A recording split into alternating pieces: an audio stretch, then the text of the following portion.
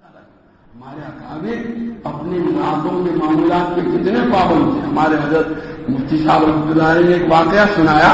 حضرت مولانا احمد شاہ حضرت گنگوئی رحمۃ اللہ علیہ کے خلفاء میں سے تھے. حسرپور ضلع مراد آباد کے رہنے والے. ہمارے اکابر کی سوال میں بھی ان کا نام آتا ہے کہیں کہیں. تو ایک مرتبہ ان کے کسی مرید نے جو کلکتہ میں تھا حضرت کو دعوت دی کہ میں مکان بنانا چاہتا ہوں, آپ ذرا آ کر اس کا سنگ بنیاد رکھ دیں, دعا کر دیں. تو تاکہ آپ چونکہ بڑے ہیں تو اپنے ساتھ سفر کے لیے ایک خادم بھی اسی کو ساتھ رکھ سکتے ہیں. بہرحال انہوں نے حضرت مولانا احتشام الحسن صاحب کاندھلوی رحمۃ اللہ علیہ, یہ جو حضرت مولانا افتخار صاحب اس وقت موجود ہے کاندھلا میں, ان کے بڑے بھائی حضرت مولانا الیاس صاحب رحمۃ اللہ علیہ کے بڑے سالے, اور حضرت مولانا الیاس صاحب رحمۃ اللہ علیہ تبلیغ و دعوت کا کام جب شروع کیا تو پہلے ہی دن سے ان کے ساتھ رہے. مسلمانوں کی پستی کا واحد علاج وہ جو رسالہ ہے اس کا انہی کا ترتیب دیا ہوا ہے. تو بہرحال آخر تک مولانا الیاس صاحب کے ساتھ رہے. بڑے عالم, تاریخ مشاہد کی کاملہ انہی کی تصنیف ہے. اور بھی بہرحال ان کو مولانا محمد صاحب نے کہا مولوی صاحب آپ ہمارے ساتھ سفر میں چلیں, جوان آدمی ہیں یہ ہیں, ٹھیک ہے. اب جب سفر شروع ہوا تو مولوی صاحب مولانا احمد شاہ صاحب نے یوں کہا کہ دیکھو آپ جوان ہیں, عالم ہیں, اور حضور صلی اللہ علیہ وسلم نے یہ بھی فرمایا ہے کہ بھئی سفر جب کریں تو کسی ایک کو امیر مقرر کر لینا چاہیے. میں آپ کو امیر مقرر کرتا ہوں, آپ میں امیر سفر کے دونوں. اب سفر شروع ہوا. دلی سے ٹرین کے اندر بیٹھے کلکتہ جانے کے لیے.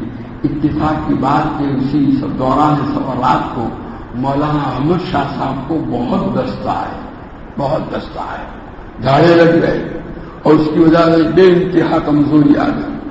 تو مولانا احتشام الحسن صاحب فرماتے ہیں کہ مولانا احتشام سے براہ راست یہ قصہ ہمارے حضرت کا سنا ہوا, سند ایک واسطہ ہے گویا نہیں. تو بہرحال مولانا احتشام صاحب نے کہا حضرت, انہوں نے دیکھا کہ یہ تو مجھے یہ بڈھا تہجد چھوڑے گا نہیں, اس لیے انہوں نے کہا حضرت آپ کا یہ بنایا ہوا امیر آپ کو یہ حکم کرتا ہے کہ آج آپ تہجد نہیں پڑھیں گے.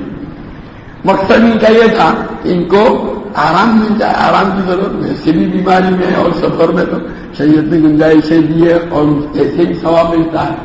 ہم مولوی تو ایسا ڈھونڈتے رہتے ہیں.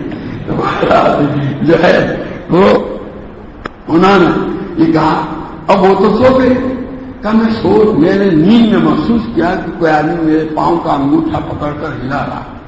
ایک دم میری آنکھ کھلی تو دیکھا مولانا احمد شاہ میرا پاؤں کا انگوٹھا پکڑ کر ہلا رہے تھے اور زاروں قطار رو رہے تھے.